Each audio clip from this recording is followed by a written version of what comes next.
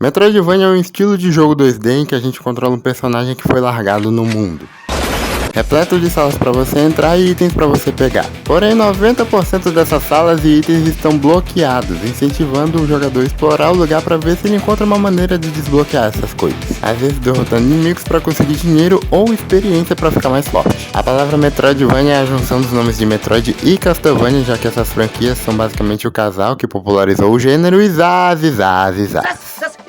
O intuito desse vídeo não é explicar tintim por tintim a história do que é um Metroidvania. Essa explicação é mais pro pessoal que não conhece esse estilo entender o que eu tô falando. Mas mesmo sabendo e mesmo me divertindo jogando esse estilo, eu não sou muito de jogar Metroidvania. Esse é o tipo de jogo que pra mim, tem que jogar frequentemente pra você entender o que você tá fazendo. E como eu jogo vários jogos diferentes e deixo alguns pra jogar depois, quando eu volto pros Metroidvanias eu fico perdidaço, me esquecendo o que eu tenho que fazer, onde é que eu tô e até mesmo quem eu sou. Tipo, por que eu coloquei o nome de Paulo se meu nome nem é Paulo? Até que certo dia eu tava na Play Store e eu vi esse jogo aqui, que eu já tinha ouvido falar, só não sabia se era bom ou não. E outra que eu não sabia nem que tinha uma versão pra celular. No momento que eu vi que era Metroidvania, eu fiquei com o pé atrás porque conhecendo eu, sabia que eu iria me perder em algum momento. Mas aquela coisa, né? Se eu não gostasse era só reembolsar. E digamos que eu tenha ficado um tempinho a mais do que eu tava imaginando. Mas enfim, eu já dei spoiler no título do vídeo falando que esse jogo é muito bom, então não vou enrolar tanto assim nessa introdução. Mas permita-me mostrar a vocês um pouco da bizarra arte que é Dandara Trials of Fear.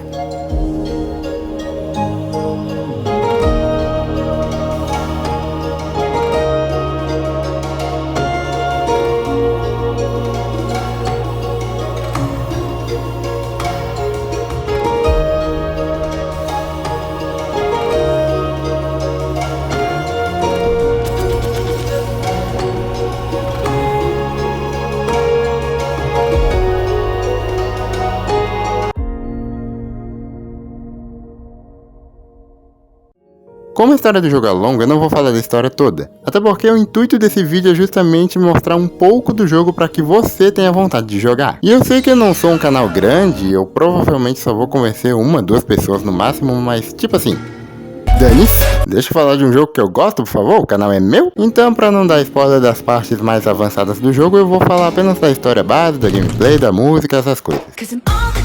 Tô mostrando alguns cenários diferentes aqui e ali pro vídeo ficar mais dinâmico e vocês terem noção do quão bonito esse jogo é. Agora falando da história de uma forma bem básica.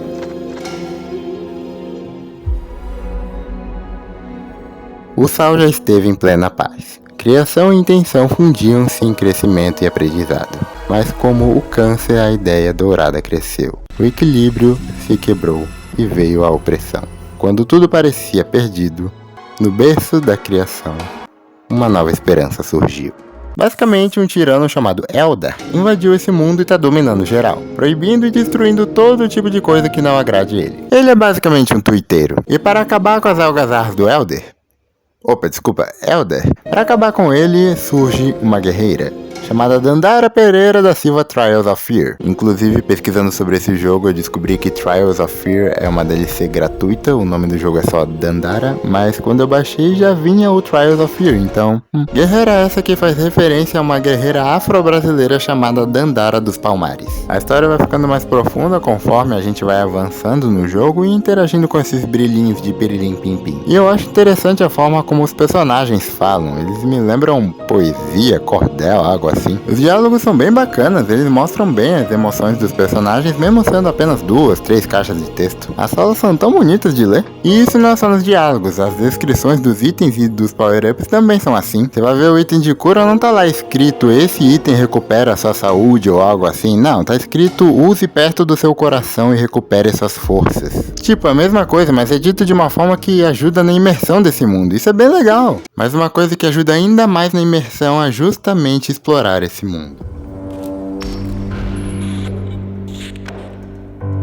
Eu acho engraçado que no início do vídeo eu falei que nós controlamos um personagem que foi largado no mundo. E nesse jogo nós iniciamos no literal meio do nada. E tem aquela plataforma branca ali. E uma coisa que eu esqueci de falar é que o nome do mundo é O Sal. Só por esse nome você já deve perceber que o sal é muito importante para esse jogo. Tanto que aquela plataforma ali é feita de sal. A movimentação desse jogo é diferente de outros Metroidvanias convencionais. Aqui, ao invés de andar, a gente pula de plataforma em plataforma, que nem o pessoal lá da Estação Espacial Internacional. Sempre mirando nessas plataformas brancas que eu tenho a teoria de que são feitas de sal. E fora da Andara me lembrar Ristar, por alguma razão, ela também é fã de Cuphead, porque olha só ela tirando pelos dedos. Nesse vídeo eu estarei usando a versão de celular, por isso que de vez em quando aparece esse arrasta aqui do lado. Indo mais à frente, no berço da criação, nós encontramos esse cenário lindo.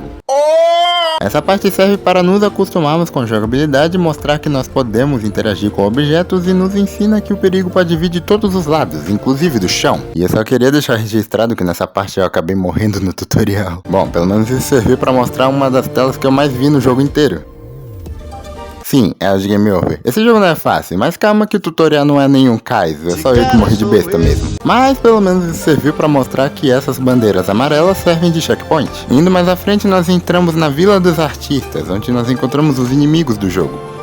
O exército Eldariano, e uma coisa que vai acontecer na gameplay é a câmera virar em certas salas. Isso pode fazer você pensar que você vai ficar ainda mais perdido nesse jogo, mas você não fica perdido não. Esse negócio da câmera virar é mais para deixar a gameplay dinâmica. E caso você fique perdido, você não precisa se preocupar. O mapa é bem útil e ele inclusive pode virar para se adequar ao ângulo que você tá no mapa. Sendo uma delícia explorar as áreas desse jogo, ainda mais com o combate. Combater os inimigos é terapêutico, é tudo bem rápido, mas você consegue acompanhar enquanto joga. Como logo no início você consegue pegar as manhas, você aprende a lutar bem rápido, gerando momentos que parecem mais um vídeo de animação do que uma gameplay. Ainda mais com esses sprites que são, uma b.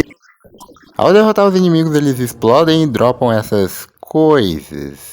Eu não sei se essas partículas têm um nome, mas elas são a experiência do jogo. Assim como em outros Metroidvanias, você pode subir de nível aqui também, mas a evolução de Dandara não é do nada. Você não upa automaticamente quando você pega um certo número de XP. Para evoluir, você precisa descansar nesses acampamentos que também servem como checkpoint. E são nesses acampamentos que a gente sobe de nível, comprando melhorias. Mostrando que essas partículas servem não só como experiência, mas também servem como dinheiro para a única loja do jogo. Sobre as melhorias, nós temos a melhoria do máximo de vida, a melhoria do máximo de mana, a melhoria dos itens de cura e a melhoria dos itens de recuperação de mana. E vale mencionar que os itens de cura e mana são recuperados toda vez que você descansa no acampamento. E aqui vai uma dica do kart, tenta deixar a vida e a mana no mesmo nível. Eu falo isso porque aprendi da pior forma que focar apenas em um atributo vai te atrapalhar um pouquinho, assim, só um pouquinho mesmo. Ainda mais que upar a mana te permite fazer isso aqui.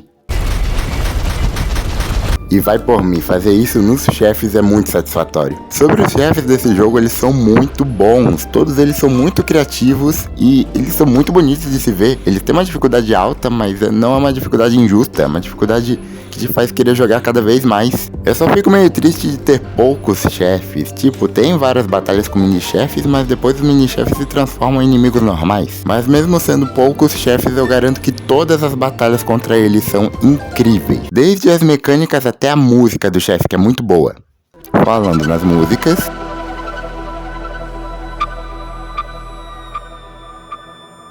eu vou ser breve com as músicas e falar que elas são ótimas. Elas dão uma imersão muito boa.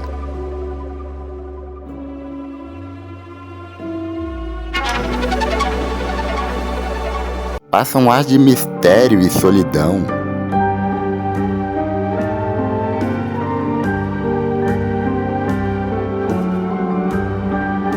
E te deixa no clima do que está acontecendo.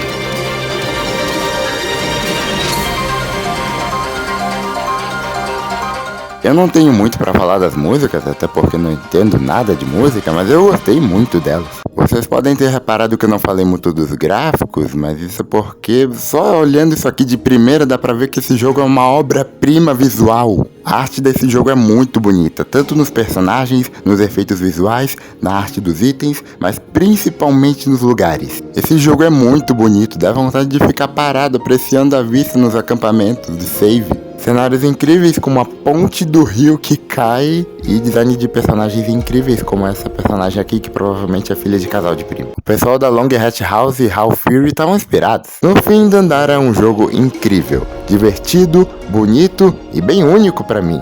E olha que eu nem sendo um fã de Metroidvania fui atrás do 100% do jogo. Claro que ele não é perfeito, tipo, o item de viagem rápida poderia estar um pouquinho mais perto, mas é um jogo muito bom. Ah, e uma coisa que eu esqueci de falar, esse jogo é brasileiro. Eu não falei antes porque eu achei que dava pra perceber por causa da ponte do rio que cai, eu achei legal esse nome. Agora, se me der licença, eu vou voltar para minha investigação do porquê que o meu nome do save tá escrito Paulo, sendo que o meu nome é Turbo.